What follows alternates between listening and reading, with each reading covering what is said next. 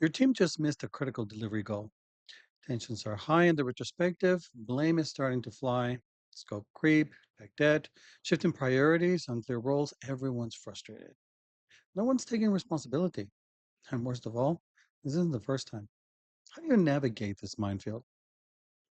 Even in teams that follow all the agile ceremonies, these kinds of communication breakdowns are common.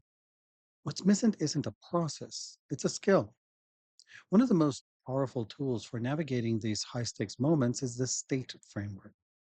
Share facts, tell your story, ask for others' paths, talk tentatively, and encourage testing. Let's walk through each step and see how they fit into daily agile practices. Start with share facts. These are neutral, observable truths that reduce defensiveness and ground the conversation. Instead of saying, you're not committed to the iteration, say, we missed our last three iteration goals by 40%. That's a fact, verifiable, unemotional, and clear.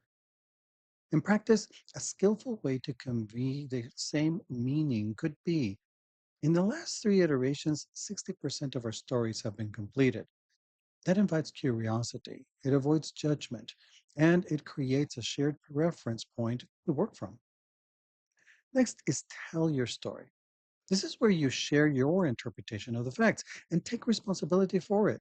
Use phrases like the way I see it, or I'm concerned that, or perhaps when I think about it.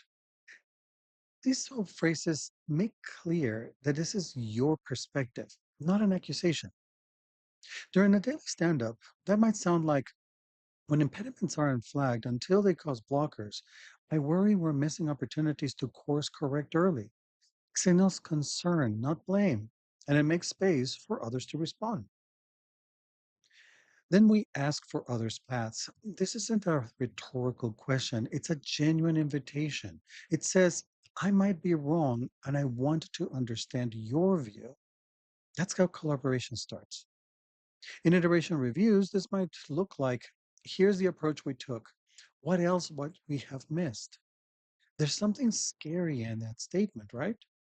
Is there?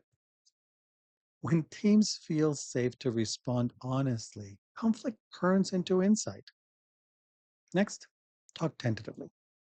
It's about keeping the conversation open. This isn't about watering things down. It's about staying humble enough to acknowledge you might not have the full picture.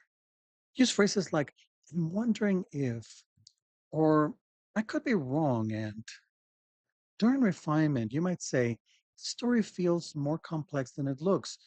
Could we be underestimating it?